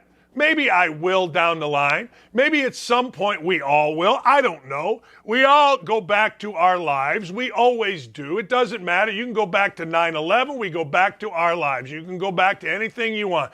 We go back to our lives. But sitting here less than 24 hours, my number one deal in my top 5 is praying for Damar Hamlin. There you see is Chasing M's Foundation, $3.719 million raised. How about that? That's the goodness of people. I don't care. My wife is really smart. And you got to get tired if you watch this show enough of me talking about my wife. You can follow her at Coach Ross SU or just go to Leigh Dakich and you'll find her. But she said something interesting. Because she was paying attention to Twitter as I was driving yesterday. And the first thing she said is, my God, how can anybody tweet anything other than praying for Damar Hamlin? How can anybody tweet anything? And she said, she's very spiritual. She said, Twitter exposes what's in people's thoughts and the devil pursues them to put them out there. And I thought about it and I'm like, you're pretty much right. Like there's a tweet as Dylan and I showed you the the GoFundMe for Damar Hamlin's bikes program. There's some guy, Bama fan for life, that says, well, it took a guy almost dying on the field for you to pay attention to this. Who has that thought? That's the devil. That's the devil working inside someone, just saying his dumbest thoughts and spitting it out. Who has that thought? People. But the goodness of people is what's important here. The goodness of people stepping up and contributing, doing what can I do to help this situation? Absolutely, we can pray. But as we all know, prayer doesn't give you the instant gratification usually. I'm praying. What can I do? Well, what people have done is they went to the GoFundMe for Damar Hamlin. They went and contributed. That is instant gratification that all of us like, right? So if you can, if you have a moment, think about doing that. It's a good way to help a guy. When all this gets settled done and prayerfully and hopefully Damar Hamlin is okay, he's going to find out the goodness of people by the number of people that have supported him, not only in prayer, not only with gifts, not only in shaking hand or saying thank you, but through this toys program, and that's a cool thing. Now that's a very, very, very, very cool thing. And it's a great thing if you've done it or if you've promoted it. Hell, I never try to tell people where to put their money. That's just dumb. Times are hard. People's money is people's money. I don't ever, ever, ever try to do that. But I will tell you, thank you. You don't need me to thank you. You don't need that at all. But I do say thank you because I personally have gotten a good feeling in my soul from watching the number grow for Damar Hamlin's toys program. That's made me feel good just to see that go, because so often "don't at me" means, I'm giving a take and you all are coming at me. Or we're ripping on something. Maybe it's politics, maybe it's the government, maybe whatever. But it's just nice to know that people are stepping up here, because I have always said the goodness of people is certainly not reflected on Twitter. Last thing before I go, I'm not going to go with a woke-a-dope today just because I don't feel like being critical. But I will tell you this. I'm sitting here and I'm watching a man basically suffering on national TV, Skip Bayless. And Skip Bayless, I didn't really know that, I didn't pay attention to this, is on Fox. So I am a teammate of Skip Bayless. I said from the get-go, I'm not going to criticize anybody's tweets, Skip Bayless or anybody else's tweets, other than that guy that said, the Bama fan. But I will tell you this. You want to see what one tweet can do? Turn on Fox Sports 1 right now. You're seeing a guy whose partner, Shannon Sharp, decided, for whatever the reason, not to co-host with him today. You're seeing a guy that looks like he has been through the ringer, looks like hell. And a lot of you may say good. I don't say good. I use it as a warning. That tweet that you're going to send, and I've done it, I will raise my hand. I will move to the front of the line of people that said something out and went, oh, geez, here we go. And it kept me up at night. But I don't do it anymore because I've learned. I've grown up. But if you want to, just watch Skip Bayless. He's been talking for an hour, explaining, figuring, hoping that people will forgive him for a tweet. Don't do it. Learn from me. Learn from Skip Bayless. Sending that. Now, people may say, well, he's a grifter. People may say, well, you know what? They're going to play this tweet. He'll get big numbers. Maybe so. I don't know. I have no idea. None. Zero. Zip. I know this. Whenever I have tweeted out something that went viral and people hated me on, pretty much meant what I said at the time. Maybe I didn't understand how it would be maneuvered. I understand now. More cautious. Don't do it. The only thing anybody should be thinking about, let me stop that. I'm not telling you how to think. The only thing I would hope that people would be thinking about at this point in this Damar Hamlin deal is Damar Hamlin, as my wife said. Anything else, the situation of the game, the situation of the standings, the situation, whatever, that will be solved. That will be taken care of. And frankly, right now it's inconsequential. It's consequential to some people, money, all that. I get it. But right now, this moment, it's inconsequential. Maybe tomorrow, when we prayerfully read that Damar Hamlin is good, or he's going to be okay, maybe tomorrow that becomes something we pay attention to. But for today, can we at least give 24 hours to think about the one person, that man, his family, his extended family, his friends, T. Higgins, who was the man that got hit and tackled by Damar Hamlin, his teammates, the guy that was closest to him as Hamlin fell. Can we think about them? Please, do yourself that favor. I'm not telling you what to do. Do whatever you want. But I'm just trying to give you a little bit of perspective from somebody who has made mistakes on social media. Can we please, for 24 hours, do yourself a favor? Hug your family and just think about the people most affected by this. And I got to tell you, it ain't the national TV audience. It ain't Monday Night Football. It ain't the NFL. It's Damar Hamlin and his family. Thank you all so much, Dylan and our whole crew. Thank you so much. You see the poll here. Do you care if the NFL reschedules? 72% of you say no. Good. Maybe in a week you'll care. maybe tomorrow, maybe hopefully, prayerfully, we'll hear good news coming out of this UC Medical Center this afternoon, and then maybe, the situation comes into play. But until then, let's continue praying for Damar Hamlin and his family. Have a great afternoon, everybody. We'll be right here tomorrow from 9 o'clock till 11 o'clock at Don't At Me.